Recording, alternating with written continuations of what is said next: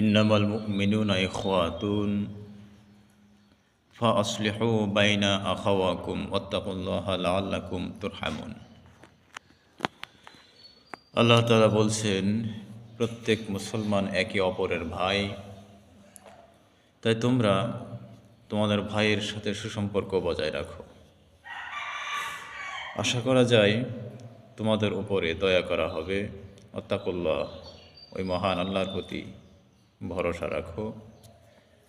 যদি ভরসা রাখো তাহলেই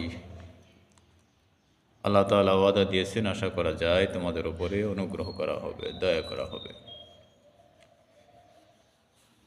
এক মুসলমান আর এক মুসলমানের ভাই, এক মুসলিম আর এক মুসলিমের অঙ্গ।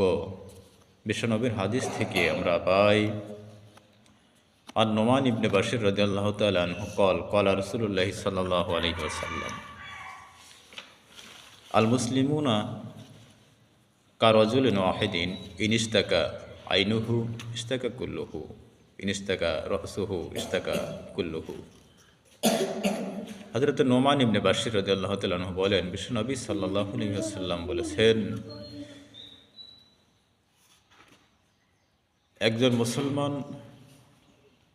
আরেকজন মুসলমানের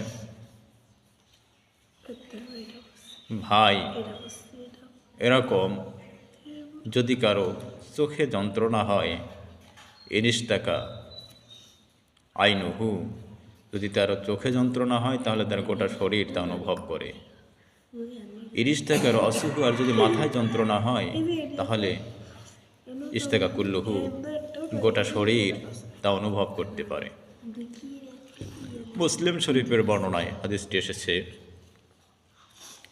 যেদিন একজন মুসলমানের প্রতি যদি আরেকজন মুসলমানের আঘাত আসে, আক্রমণ আসে, বাধা আসে, বিপত্তি আসে, তার জন্য সকল মুসলমানদেরকে ঐক্যবদ্ধ হয়ে সামনের দিকে অগ্রসর হয়ে বাতিল দিকে প্রতিহত করতে হবে। কারণ একজন মুসলমানের উপর আঘাত করলে আরেকজন মুসলমানের যন্ত্রণা হওয়াটা অত্যন্ত জরুরি এবং স্বাভাবিক।